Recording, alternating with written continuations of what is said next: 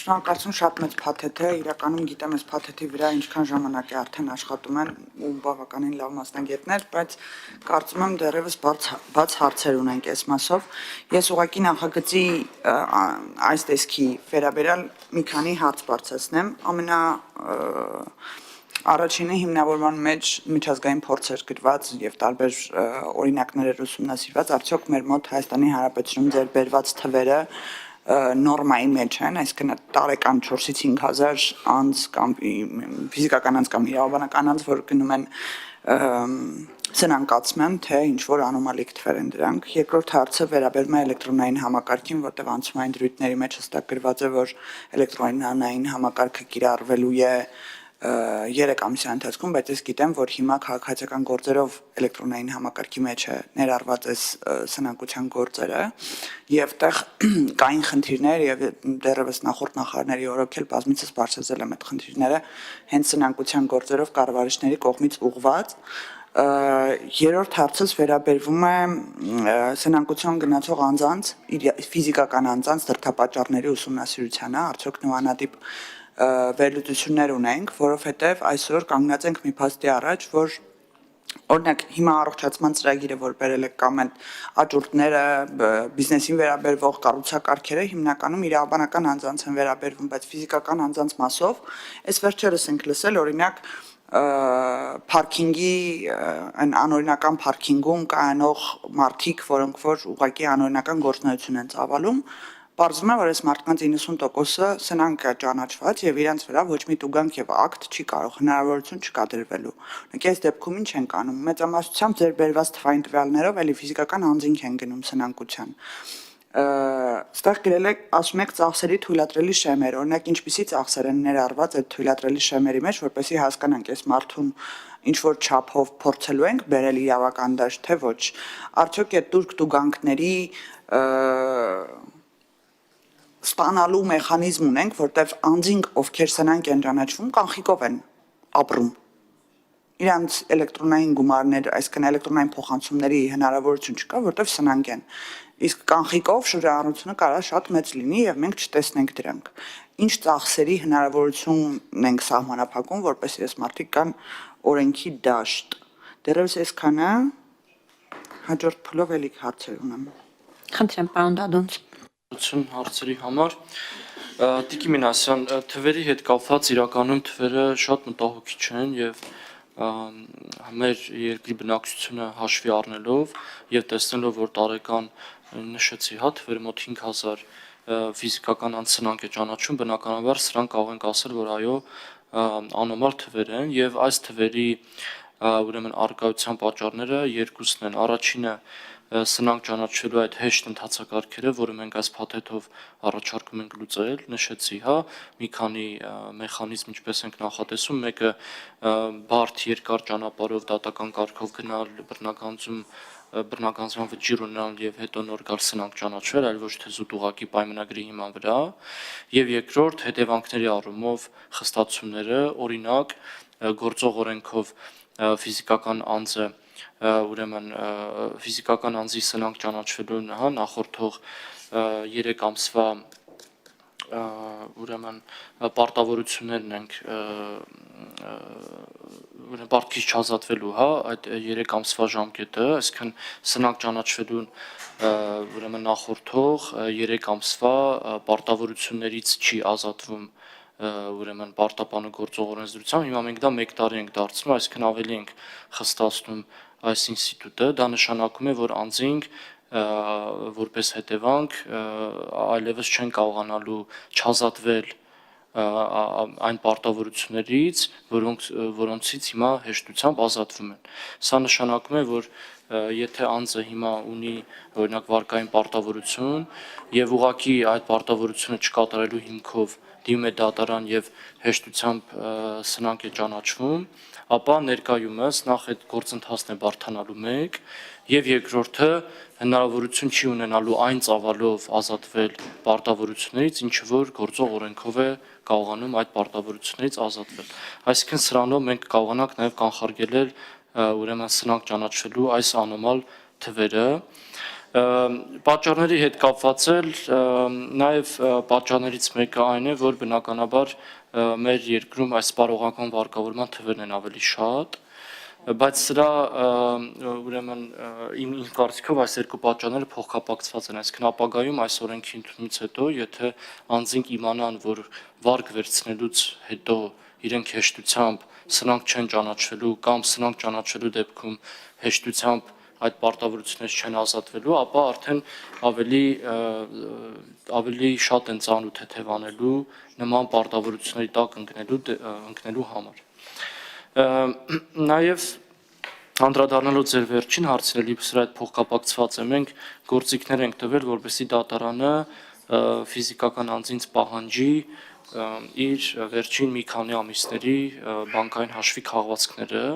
որպեսզի տեսնի թե տվյալ անձը ինչ գործարքներ է իրականացրել եւ արդյոք օրինակ մինչեւ սրանք ճանաչվելի դիմում ներկայացնելը չգիտեմ գումարներ չի բաշխել կամ գույք չի ճակերտավոր հայ գույք չի օտարել կամ գույք չի թաքցրել կամ իր դրամական միջոցները չի փորձել տեղաբաշխել այլ անձանց մեջ, որպեսզի սրանք ճանաչվելու պահին ինքը ցույց տա, որ որևէ գույք չունի։ Եթե դատանը տեսնի այդ փաստաթղթերը ուսումնասիրելու արդյունքում, որ պարտապանի մոտ հնարավոր ամբարեխիղճ վարկագիծ կա, ապա եթե այդ փուլում կարողանա դա տեսնել, ապա կարող է դիմումը մերժել սրանք ճանաչելու, բայց եթե գործի ընթացքում տեսնի, որ նման փոխանցումներ են տեղի ունեցել եւ գույքը թաքցնելու միտումներ կան, ապա կարող է նաեւ գործի ընթացքում ուրեմն պարտքից չազատել ֆիզիկական անձին եւ այս դեպքում արդեն էլի սրանք ճանաչվելու այդ ցանկալի մեխանիզմը չի աշխատելու նաև ֆիզիկական անձանց համար, սա եւս մեկ միջոց կլինի, որպեսզի մենք այս ուրեմն դեպքերը կանխարգելենք։ Կանխիկով գործարքների հետ կապված դե գիտեք, որ օրենքը գործում է անկանխիկի այդ 300,000 ուրեմն եւ ավել ամեն դեպքում օրենքը արկա է եւ բայց ինչ էր տեղի ունենում պրակտիկայում, որ մենք ուսումնասիրել էինք, շատ դեպքերում քաղաքացիները բերում են օրինակ պայմանագրեր իրենց հետ փոխկապակցված կամ չփոխկապակցված անձանց հետ կապված օրինակ փոխհարուցման պայմանագրեր եւ ցույց են տալիս, որ այդ պայմանագիրը կնքվել է մինչեւ օրինակ այդ օրենքի ընդունումը։ Այսինքն մինչև այդ օրենքը բնականաբար պարտադիր չէր ենթադրենք 1 միլիոն դրամ փոխհարուցությունը անկանխիկ փոխանցել, ինքը բերում է պայմանագիր ցույց է տալիս, որ օրինակ 2021 թվականին ես փոխհարուցություն եմ տվել իմ հարևանին եւ հարևանից պարտք են վերցրել, չեմ վճարել եւ հետեւաբար խնդրում եմ հարգելի դատարան ինձ սրանք ճանաչի։ Հիմա դատարանը սրանկության վարույթի այնպեսին է, որ այդ փուլում ինքը չի մտնում, չի ստուգում դատավարական ընթացակարգերով արդյոք այդ պայմանագիրը օրինակ կարող է կեղծ լինել կամ չլինել, մյուս կողմն էլ գալիս է այդ նույն հարևանը ասում է այո ինքը ինձ պարտք է տվել, որովհետեւ պայմանավորվածություն կա, չի վճարել, հետեւաբար այո սրանք կարող է ճանաչվել։ Ու նման դեպքերը ցավոք սրտի շատ են։ Հիմա մենք այս դեպքում ասում ենք դրա համար ենք առաջարկում մինչև դատական կարգով պարտատերը չդիմի պարտապանի դեմ դատարան եւ չփորձի դատական կարգով բռնագանձել այդ գումարը, պարտապանը չի կարող ուղղակի գնալ դատարան ասել ինձ սրանք ճանաչ։ Այսինքն պետքա պարտատերը, ում որ պարտք է այդ քաղաքացին, գնա իր պարտքի հետևից, դատանով փորձի բռնագանձել, դատանում ապացուցի, որ այո այս պայմանագրով եւ իրական պայմանագրով իր պարտքը արկա է, հետո նոր քաղաքացին, որ կտեսնի, որ չի կարողանում այդ պարտքը վճարել վճռի հիման վրա, կգա սրանկության դատարան, կասի կա օրինական ուժի մեջ մտած վճիռ, ես չեմ կարողանում այդ վճռով սահմանված պարտավորությունը վճարել, որովհետեւ գույք չունեմ, հարգելի դատարան ինձ սրանք ճանաչիր։ Սա մեր պատկերացմամբ էականորեն այդ ֆիկտիվ եւ անբարեխիղճ սրանկության դեպքերը կանխարգելի։ Էլեկտրոնային համակարգի հետ կապված Տիկին Մինասյան հիմա էլեկտրոնային համակարգը գրեթե պատրաստ է, մենք նախատեսում ենք շատ շուտով այն գործարկել, հիմա դատարանների հետ քննարկումների փուլում ենք, այսինքն եթե օրենքը եւ քանի որ զուգահեռ առաջարկեցի օրենքի ուժի մեջ մտնելը հետաձգել, մենք կարողանալու ենք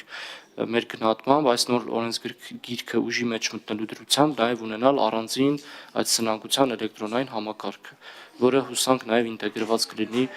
քաղաքացիական էլեկտրոնային համակարգին։ Եվ ծախսերի թույլատրելի շեմերի մասին է, քանի որ խոսեցի, սա ավելի շատ վերաբերում է սնանկության վարույթում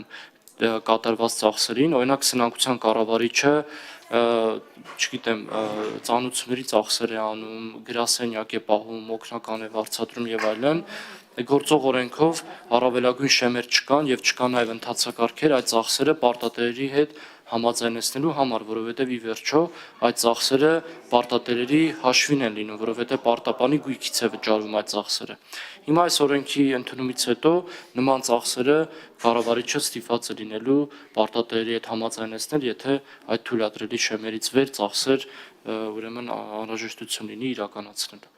Կարծես բոլոր հարցերը սպառեցի։ Արձագանք ունեք տեկին Նինասը։ Արձագանքում եմ ուղղակի մեկ է, դատական կարգով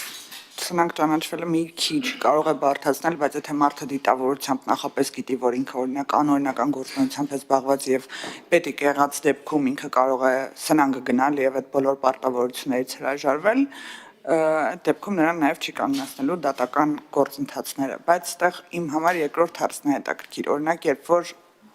նախորդի բերած օրինակի վրա բերում են կոմունալներ վճարան իրեն, կարող են սնվեն իրեն, կարողանում են գործողություններ անեն իրենց կյանքում կանխիկով եւ ոչ միտեղ չի երևում, որ իրանք առողջացմանը միտված քայլեր են իրականացնում։ Ինչ կառուցակարգեր ենք դնում, որպեսզի ու իրանք վրա կա պարտավորություններ, սկսած վարկայինից վերջացրած տուրք տուգանքներով պետության հանդեպ։ Ինչ մեխանիզմներ կարող ենք դնել, որպեսզի այս մարդկանց գործունեությունը, երբ որ մենք պարզում ենք, որ օրինակ մարդը սնանկաճանաչված, բայց հենց հիմա այդ անօրինական parking-ի գործունեությամբ է զբաղված, որից ինքը ունի կանխիկ եկամուտ։ Ինչ ենք անում, որ մենք տեսնում ենք դա, բայց որոցե ձևով թղթային կամ էլեկտրոնային կամ բանկի քաղաքացիներով չենք կարողանում ապացուցենք։ Սա կարծում եմ Նում ենք, բայց չի վճարում, ինքը սնանկաճանաչված, ինչ ուզում ես դիր։ Հարգելի գործընկերներ, խնդրում եմ ռեգլամենտը չխախտել։ Խնդրեմ, պարոն Դադուն։ Իմին ասեմ, կարծում եմ, այո, այդ խնդիրը կա, բայց դա ոչ թե սնանկության օրենսդրության կարգավորման հարց է, այլ օրինակ տվյալ դեպքում իմ կարծիքով պետք է վարչարություն իրականացվի այդ անձի նկատմամբ։ Չէ, օրինակ հարկային մարմինը որպես ապօրինի ձեռնարկատիրություն այդ անձի հետևից պետք է գնա եւ բերի օրենքի դաշտ։ Եվ հենց որ գա օրենքի դաշտ սկսի արդեն աշխատել օրենքի սահմաններում եւ թափանցիկ, այդ դեպքում արդեն օրինակ եթե դեռևս կալանքներ կան իր հաշիվների վրա, այդ հաշիվներից այդ գումարը կբռնականցվի։ Բայց նաև իմ ասած տարբերակում, երբ որ դատական վճիռ է լինելու եւ մինչև չգնա հարկադիր կարգով չբռնականցվի, չի կարողանալու գալ սնանկ ճանաչվելու, այդ խնդիրը այնքանով կլուծվի, որ այդ սահմանափակումները կլինեն տեղում, օրինակ հաշիվների վրա կալանք կդրվի եւ եթե հարկային մարմնի միջոցով այդ անձին բերենք օրենքի դաշտ, սկսի աշխատել արդեն այդ դաշտում, իր հաշիվներից այդ գումարը կգանձվի։ Այսինքն չի կարողանալու այլևս շրջանցել եւ նաեւ աշխատողների հետ կապված էլի այս փաթեթով նախատեսում են կարգավորում եւ որ եթե նույնիսկ սրանք է ճանաչում անձը, ապա որոշակի ժամանակահատված իր հաշիվներից այդ գումարը կարող է գանձվել։ Օրինակ եթե աշխատում է աշխատավարձ է ստանում, աշխատավարձի 50%-ը կարող է գնալ պարտադերի պահանջների բավարարման, այսինքն ավտոմատ սնանկ ճանաչելը չի ենթադրելու այդ պարտավորություններից ազատում։